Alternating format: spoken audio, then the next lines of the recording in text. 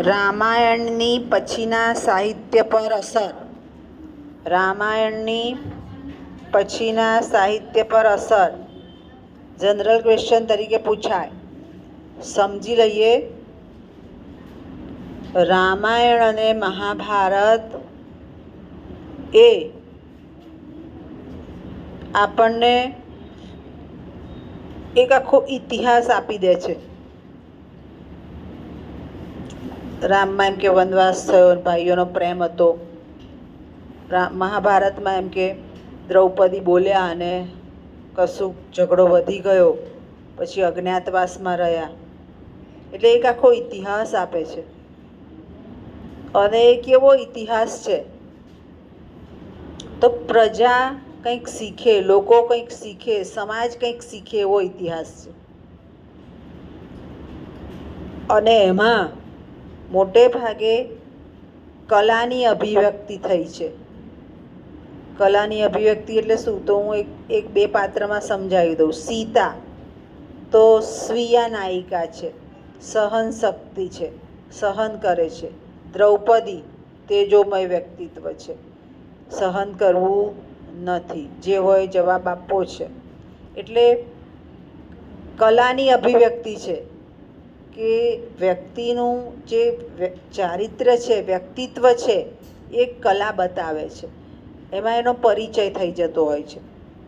અને એમાં આ બધી વાતોને ધ્યાનમાં રાખીને રામાયણ મહાભારત તો મળી ગયા આપણને, પણ પછી તો એ બધી વસ્તુઓ ધ્યાનમાં રાખીને પાછળથી કેટલાક સાહિત્યો બન્યા.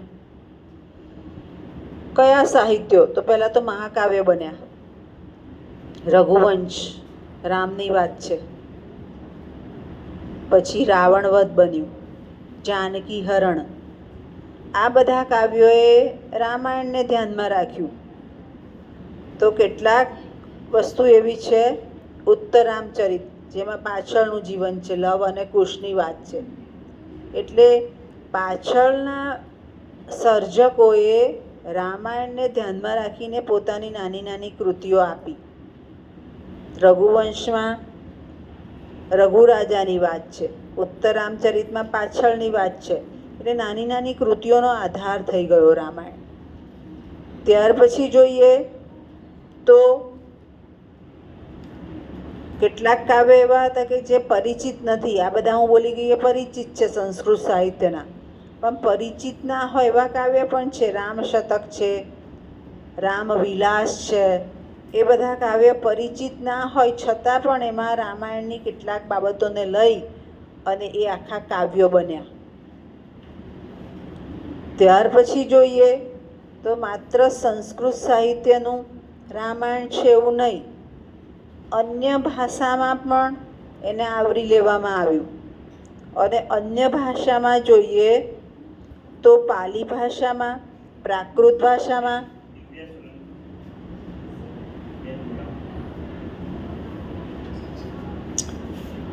તુલસીદાસ, જેને આપણે બધા જાણીએ છીએ ગુજરાતી સાહિત્ય અને સંસ્કૃત સાહિત્યના આધારે, તુલસીદાસે પણ રામાયણને ધ્યાનમાં રાખીને રામચરિત માનસ આપ્યું. એટલે બીજી ભાષાઓમાં પણ રામાયણને ધ્યાનમાં રાખી. તમે લોકો આપણી લાઇબ્રેરીમાં છે ચોપડી, એ ચોપડીનું નામ તો હું જઈશ એટલે વાંચીને કહીશ, પણ બંગાળી સાહિત્યમાં રામાયણ બહુ સરસ આપ્યું છે.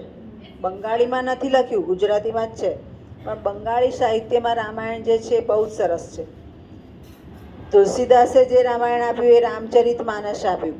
આપણે કયું રામાયણ ભણીએ છીએ? આપણા અભ્યાસક્રમમાં કયું છે? આપણા અભ્યાસક્રમમાં કયું રામાયણ છે? લખ્યું તમે અભ્યાસક્રમ, અને આપણે ભણ્યા પણ ખરા. મેં તમને સવાલ પણ આપ્યો. આપણા અભ્યાસક્રમમાં કયું રામાયણ છે? મીનાબેનનું? તમારું કયું રામાયણ છે? હે, સુંદરકાંડ તો ખરું, પણ કોનું?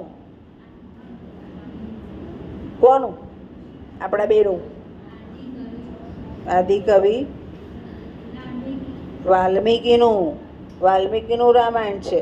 વાલ્મીકીના રામાયણને અભ્યાસક્રમમાં લીધો છે. ઘણા બધાએ લખ્યા હોય, પછીના સાહિત્ય પર અસર આવી ને.